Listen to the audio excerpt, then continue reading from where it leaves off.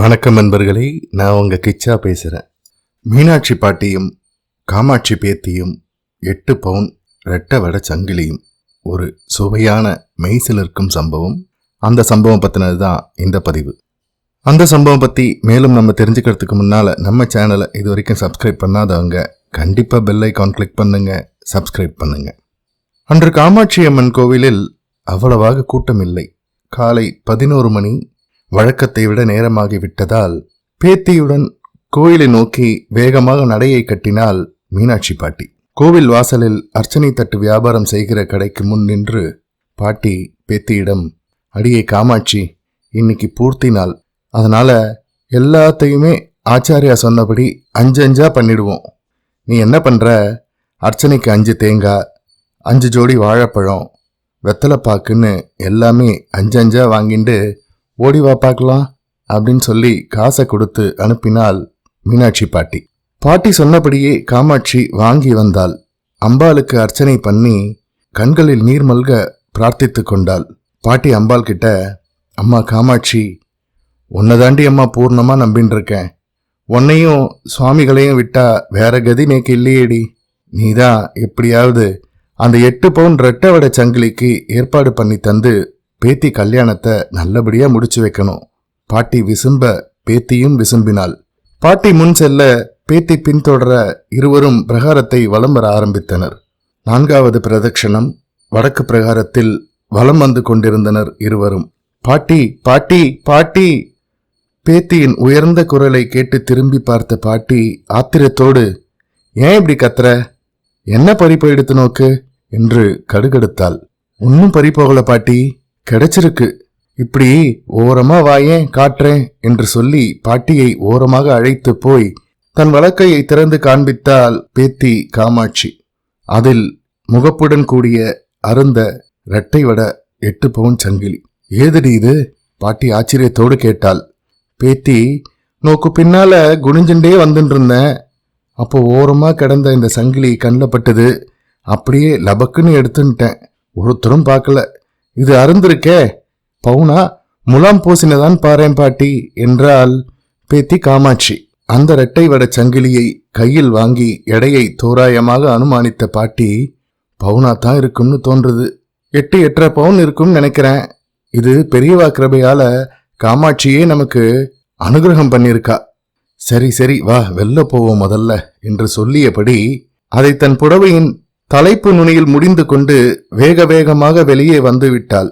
அன்று பிரதட்சணத்தில் 5 முறை வலம் வருவதை மறந்து விட்டாள். மதியம் 1 மணி. மகாபெரியவாளை தரிசிக்க மடத்தில் 4 அல்லது 5 பேரோதான் காத்திருந்தனர்.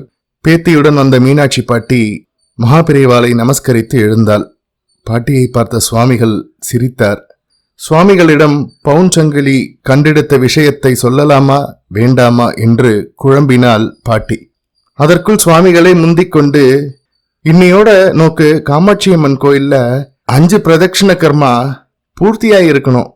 ஆனா உன் பேத்தி கையில கிடைச்ச ஒரு வஸ்துவால அது பூர்த்தியாகாம போயிடுத்து.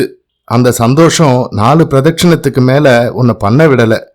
காமாட்சி பூர்ணமா அனுகிரகம் பண்ணிட்டு தான் நினைச்சுண்டு வேகமா வந்துட்ட. என்ன நான் சொல்றது சரிதானே என்று யதார்த்தமாக கேட்டார் மகாபெரியவா. பாட்டிக்கு தூக்கி வாரி போட்டது. மென்று விழுங்கினாள். கை கால் ஓடவில்லை.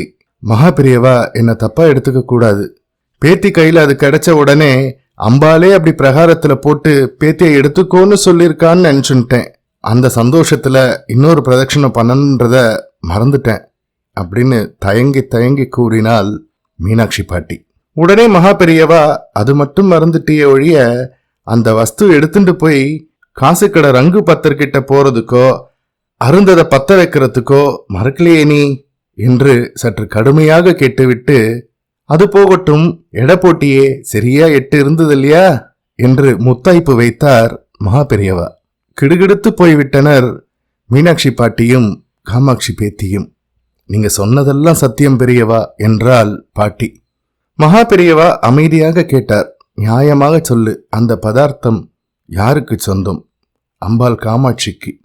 நீயே சொல்லு, அதை ரகசியமா எடுத்து உன் புடவை தலைப்புல முடிஞ்சுக்கலாமா? தப்பு தான் என்னை மன்னிக்கணும், தெரியாம அப்படி பண்ணிட்டேன் என்று மிகவும் வருத்தப்பட்ட பாட்டி அந்த 2 வடை பவுன் சங்கிலியை எடுத்து கை நடுங்க மகாபெரியவா முன்பிருந்த பித்தளை தாம்பாளத்தில் வைத்தாள். மகாபெரியவா ஒரு சிறிய புன்னகையை உதிர்த்தார். இப்போது மணி 2. மீனாட்சி பாட்டியையும் பேத்தியையும் எதிரில் அமரச் சொன்னார் மகாபெரியவா. அப்போது காலையில் புறப்பட்டு சென்ற நீடாமங்கலம் கணேசையரின் தர்மபத்தினி அம்புஜம் அம்மாள் சோகமே உருவாக திரும்பி வந்து மகாபெரியவாளை தரிசித்து எழுந்தாள்.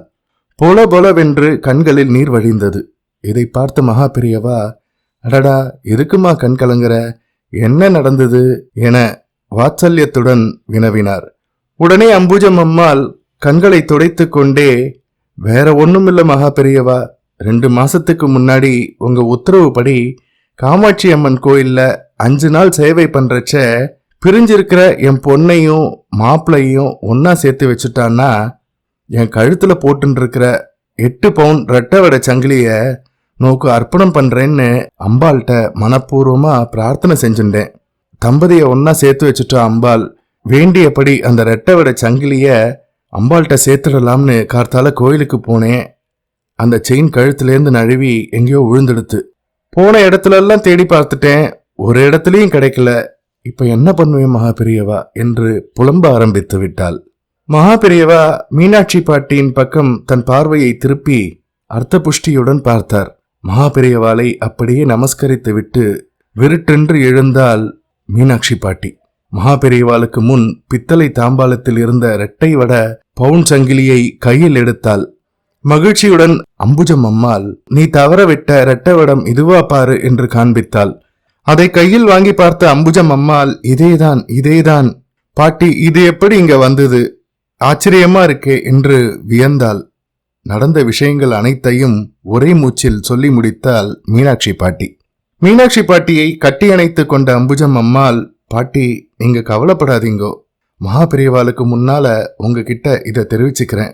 8 பவுன்ல உங்க பேத்திக்கு புதுசா ரெட்டை வடை சங்கிலி போட்டு கல்யாணம் ஜாம் ஜாமுன்னு நடக்கும்.